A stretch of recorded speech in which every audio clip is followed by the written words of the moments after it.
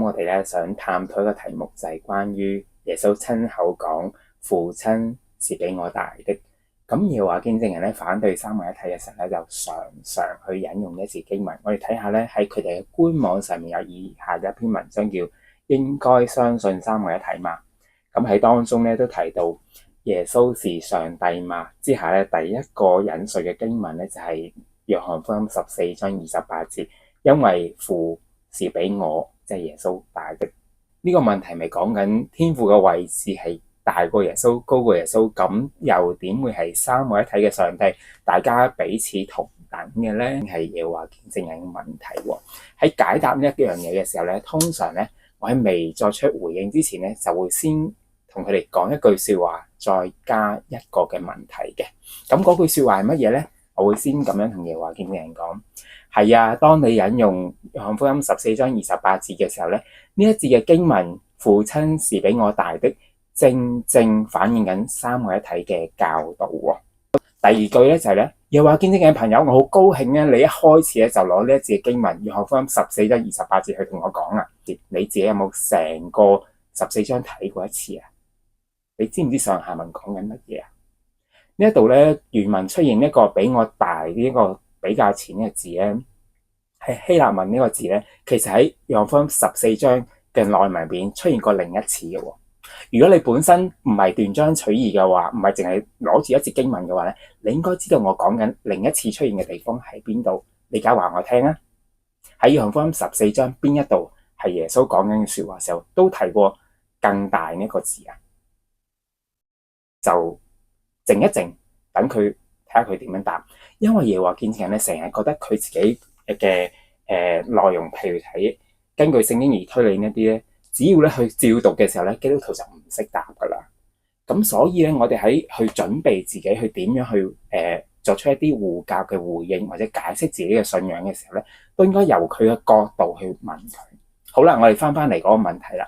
耶和華見證人嘅朋友，當你話咧，即係父親是比我大的，係講緊既然天父嘅位置高過耶穌，咁冇可能係同等啦，係咪咁嘅意思啊？不如我哋睇下，你好似都答唔到我。約翰福音第14章邊一度係講緊更大？我讀俾你聽好唔好？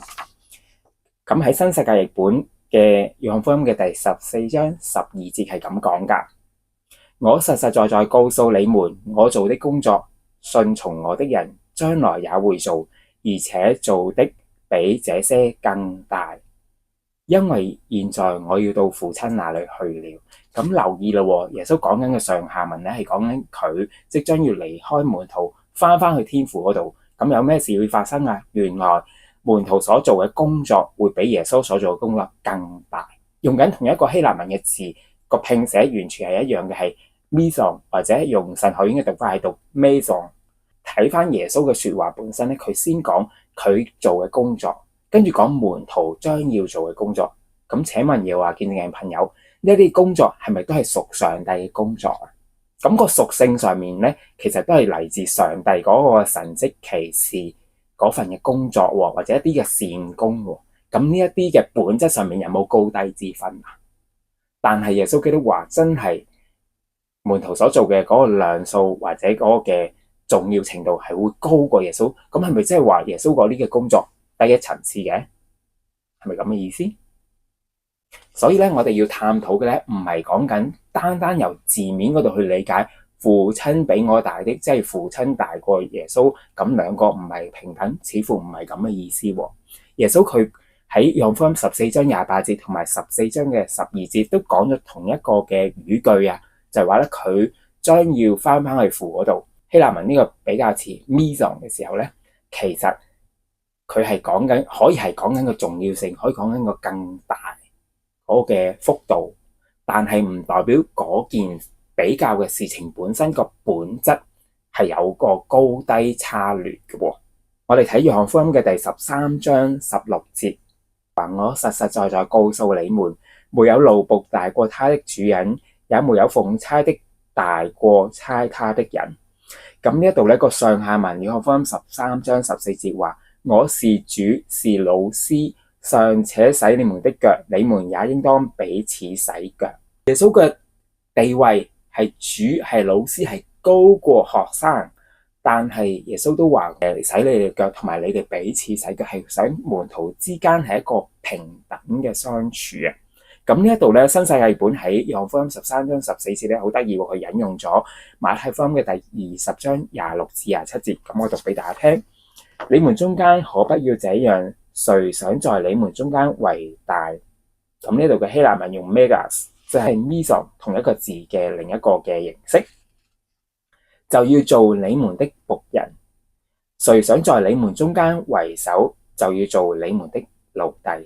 咁你會睇到咧，呢度係一個平衡句啊，在你們中間為大，在你們中間為首，其實咧都係講緊嗰個嘅位份會高，但係其實咧本身係點㗎？同樣係僕人，同樣係奴隸，係一個平等對等嘅關係。我哋可以再由另一啲嘅聖經嘅描述 meson 呢個形式出現咧，係有26次嘅。咁我哋抽其中嘅幾次嚟睇。喺馬太福音11章11節，喺馬太福音18章1節，馬太福音18章4節，馬太福音23章11節，路加福音嘅第7章28節咧，都講緊好類近嘅情況。